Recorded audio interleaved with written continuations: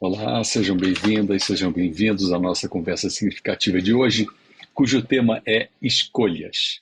Estarei eu fazendo a escolha certa? Essa é uma pergunta que a gente sempre se faz, né? Eu fiz a escolha certa? Vou fazer a escolha certa? Eu vou começar com um dito muito até engraçado. É uma historinha, né? Um conto. E sempre traz um sábio nessa história, né? Mas o sábio, uma história mais longa, mas no meio da história ele diz o seguinte: se você estiver numa estrada e encontrar uma bifurcação, siga-a. Ué, mas se é uma bifurcação, eu tenho que fazer uma escolha, né?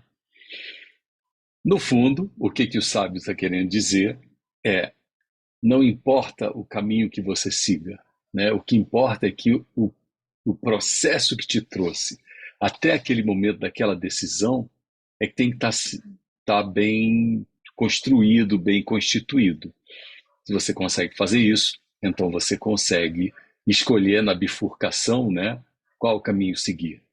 Então, parece ser algo absolutamente contraditório, né? Se você chega numa bifurcação, siga, mas eu tenho que escolher direita ou esquerda. É uma bifurcação. O que importa é como você chegou lá. Essa questão da escolha nos leva então a uma pergunta: como eu cheguei lá? Eu cheguei lá porque eu estava predestinado a fazer aquele determinado caminho e daí minhas escolhas seriam as melhores?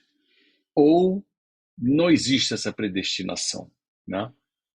Então, escolha e destino, elas podem estar profundamente relacionadas, né?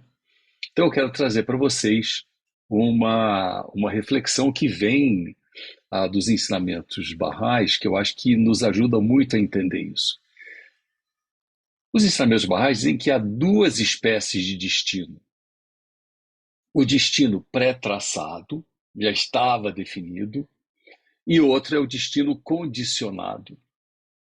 O destino condicionado é mais fácil de entendermos. Uma vela acesa, colocada numa janela onde há ventania, ela está destinada a apagar, não é? É um destino condicionado, está condicionado ao vento, está condicionado à posição na janela, está condicionado a inclinações de vento e tudo isso, porque uma hora ela vai acabar apagando. Então, esse é o destino condicionado. O destino pré-traçado, também eu vou trazer um exemplo, que é uma analogia que vem desses escritos, que é muito simples da gente entender. É pré-traçado o destino de que nós vamos comer, porque nós sentimos fome, que nós vamos dormir, porque nós sentimos sono. Então, não adianta você lutar contra esse destino, né? Isso são só dois exemplos, digamos, simbólicos, né, para a gente entender que há certas coisas que estão condicionadas, né, ao que está à nossa volta, mas elas são predestinadas, e há outras coisas que são pré-traçadas, já estariam definidas, que vão acontecer. Então, uma escolha condicionada a um destino condicionado é aquela escolha que está se baseando na minha educação, na minha formação, nas pessoas com as quais eu convivi. Tudo isso são condicionantes, né? Eu vou tomar certas decisões que eu vou seguir por um caminho ou vou seguir por outro. Agora, as escolhas que são escolhas associadas ao destino pré-traçado, né, são escolhas que, por exemplo, têm a ver com as minhas capacidades. Cada um de nós vem a esse mundo dotado de certas capacidades. Nós não somos todos iguais, né? Isso não significa que algumas capacidades sejam piores ou melhores que outras, elas simplesmente são diferentes, né? Então eu tenho certas capacidades matemáticas, né? E o meu destino pré-traçado é de que possivelmente eu vou exercer alguma profissão que esteja no campo das ciências exatas.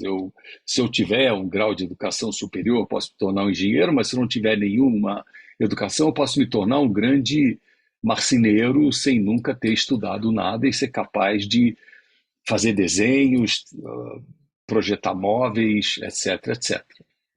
Então, também não estou falando de educação como o condicionante pré-traçado. O condicionante pré-traçado são as minhas capacidades, é a minha capacidade de visualização de objetos em 3 dimensões, coisas que outras pessoas não têm. Alguém tem as capacidades das artes ou da poesia, outro tem capacidades manuais, outro tem capacidades, enfim, elas são muito variadas. Então, as minhas escolhas podem depender, sim, do meu destino pré-traçado ou do meu destino condicionado. Mas, nesses dois destinos, pré-traçado ou condicionado, as minhas escolhas dependem do meu livre-arbítrio. Porque nós temos uma coisa, todos nós seres humanos, que é algo que é inato, né? Como se fosse uma coisa instintiva, que é a percepção do certo e errado. Isso nós temos dentro de nós. Isso não vem com o destino pré-traçado ou destino condicionado. Essa capacidade de distinguir o que é certo do que é errado, do que deve ser feito do que não deve ser feito, do que é bom ou ruim, do que é gostoso de fazer, mas não é proveitoso para ninguém. Nós temos essa capacidade intuitiva, essa capacidade instintiva, até eu diria, é um instinto espiritual que nós temos, de podermos detectar o que é certo ou não, o que é bom ou não, e daí usarmos o nosso livre-arbítrio para fazermos ou não. E daí eu posso até saber que não é bom, mas eu decido o que eu quero fazer. Então, o meu livre-arbítrio, que acaba sendo o divisor de águas entre destino e escolhas. O destino pré-traçado ou o destino condicionado, como já falamos, eles são modulados, eles são definidos pelo nosso livre-arbítrio. Muito bem. E o meu livre-arbítrio ainda me leva a outro tipo de escolha, porque nós estamos falando de algumas escolhas da vida, da minha pessoa, mas eu estou também falando aqui agora de escolhas que impactam no coletivo, né? Escolhas para mim, escolhas para o coletivo. A minha escolha para o coletivo pode ser extremamente benéfica ao coletivo, como a minha escolha para o coletivo pode ser extremamente maléfica ao coletivo. Então, uma escolha impacta na outra. Então, o que nós conseguimos construir até agora? Conseguimos construir uma percepção de que a escolha se dá a partir de um processo que é a nossa vida, que é um conjunto de coisas que nós fazemos. Essa nossa vida, essa nossa trajetória de vida, sendo mais claro, ela é definida pelo nosso destino pré-traçado ou destino condicionado. O que eu faço com o destino pré-traçado ou destino condicionado depende do meu livre-arbítrio. Eu posso ou não colocar a vela na janela. Eu posso ou não tomar uma escolha que envolve extremos riscos. Riscos para mim, riscos para a sociedade. Riscos para minha família, riscos para quem está à minha volta. Então, o livre-arbítrio, a minha decisão, tem um papel fundamental nisso. Mas, de certa forma, essa decisão também é condicionada, né? E aí o ciclo se fecha pelo nosso destino pré-traçado. Porque o destino pré-traçado, ele, de certa forma, retroalimenta as minhas decisões que eu tomo a partir do meu livre-arbítrio, da minha livre decisão. Né? Livre-arbítrio, livre decisão. Agora, o livre-arbítrio, ele me leva a uma outra dimensão, que é: eu posso me ver, a partir do meu livre-arbítrio, decidindo partilhar e ser um elemento cooperativo, cooperador na sociedade, na vida e para comigo mesmo, ou o meu livre-arbítrio me leva a uma imposição de fora para que eu me comporte de certo jeito. Então, as leis, por exemplo, e quando nós nos vemos, digamos, alvo da lei, é porque o nosso livre-arbítrio decidiu algo que a sociedade diz isso não é bom para todo mundo. E daí eu sou objeto, sou alvo da lei. Agora, se o meu livre-arbítrio leva à dimensão da cooperação, da partilha, do ser generoso, do dar, do compartilhar, então eu não preciso de nenhuma imposição de fora. O que nós vemos muitas vezes nas nossas escolhas e que nós nos perguntamos, devia eu ter feito isso?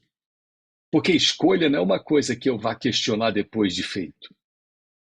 Eu posso questionar depois de feito para um mero processo de aprendizagem, né? Não repetir, se eu sentir que a minha escolha não foi adequada.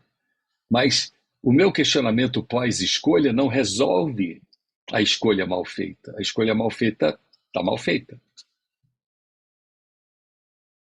Então, o que eu preciso é entender como se dá o processo da escolha, para que quando eu vou fazer a escolha, eu tenha a certeza, eu tenha a tranquilidade, eu tenha a clareza da decisão que eu estou tomando. Então, quando eu faço escolhas conscientes, né, eu tenho que olhar o processo de onde até eu cheguei. O que é condicionante e o que é pré-traçado naquele momento que eu estou vivendo? Eu tenho condição de poder distinguir isso. E para fazer a escolha nessa trajetória até onde eu cheguei, no pré-traçado ou no condicionante, eu tenho que fazer uma próxima pergunta. Estou usando o meu livre-arbítrio para satisfazer apenas o meu ego, o meu desejo, ou eu estou vendo o bem comum? Eu já falei disso numa outra fala minha, que é sobre projeto de novo ano, né? Os meus projetos de vida, eles têm que ser ecológicos. Projetos não ecológicos, ou seja, que não dialogam com todo à minha volta e somente atendem a mim mesmo, ou seja, não compõem um ecossistema, né? Não dialoga com o todo, são projetos que estão fadados ao término antes da hora. O projeto, para ser bem firme, contínuo e conseguir vingar, ele tem que dialogar com tudo que está à minha volta. Então, uma escolha que é uma escolha absolutamente egóica, personalista, de atendimento de um desejo só meu, ela não tem condição de se manter. Muitos aqui podem dizer, ah, não, mas já vi tanta gente que faz escolhas egóicas e acabou ficando milionário, rico. Você está vendo num espaço de tempo muito pequeno. Veja no espaço de tempo maior. Veja na dimensão do que tende ao eterno. Essas coisas não se mantêm. No entanto, as escolhas que são ecológicas, as escolhas que são orgânicas, as escolhas que dialogam com o todo e não somente atendem a mim mesmo, a mim mesma, elas tendem a se solidificar e se enraizar. Então, de onde eu vim, onde eu cheguei, vou ter que fazer uma escolha, e agora essa escolha eu faço dela uma escolha consciente de que eu estou decidindo por aquilo que é melhor para todos e não só melhor para mim. Agora, muitas vezes nós temos escolhas que são impensadas. Essas são as piores. Porque escolha impensada, eu não estou vendo a minha trajetória, não estou questionando se a minha escolha é ecológica, não estou vendo se essa minha trajetória, o que ela tem de condicionamento, de elemento pré-traçado, e eu vou de roldão com essa coisa, eu vou na onda. E é a típica escolha que eu digo, ah, mas todo mundo decide assim, eu também resolvi decidir desse jeito. Então, essas escolhas são as mais perigosas, as escolhas que eu faço de forma, eu não diria inconsciente, mas eu diria muito mais de forma inconsequente. Eu tenho que parar e pensar nas escolhas. Com isso, nós chegamos ao final aqui da nossa dica de hoje, né, da nossa conversa significativa de hoje, que é a minha escolha é certa, essa é a melhor escolha, estou escolhendo de forma adequada. Para escolher, eu preciso parar. E essa parada significa eu preciso meditar. Eu não posso fazer escolhas corridas. Escolhas têm que ser em estado de tranquilidade, de meditação, eu diria. Então, meditação mesmo. Parar e ouvir a minha voz interior. Esse é o melhor caminho. Quando eu uso da meditação nesse sentido, né, de parar, ouvir a minha voz interior e ver qual é a melhor escolha, certamente eu vou ter percepções que eu não teria se eu tivesse na corrida, no corre-corre do dia a dia. Eu tenho que tomar uma decisão agora rápida. Eu tenho que fazer uma escolha. Essa não vai ser. Eu tenho 50% de chance, né? Porque ao chegar na bifurcação, siga o caminho, bom, eu vou ter dois caminhos. E se eu não estou avaliando o que foi o meu processo até chegar na bifurcação, certamente só tenho 50% de chance de acerto. Ou é um ou é outro. Agora, o pior é quando eu tenho 5 escolhas à minha frente. Como é que eu faço? Uma outra dica, além da meditação, da parada, de refletir, é convidar um grupo de amigos, dois, com vocês, viram 3 pessoas, e diga, olha, eu tenho que fazer uma escolha. É sobre isso, isso e isso. O que vocês fariam?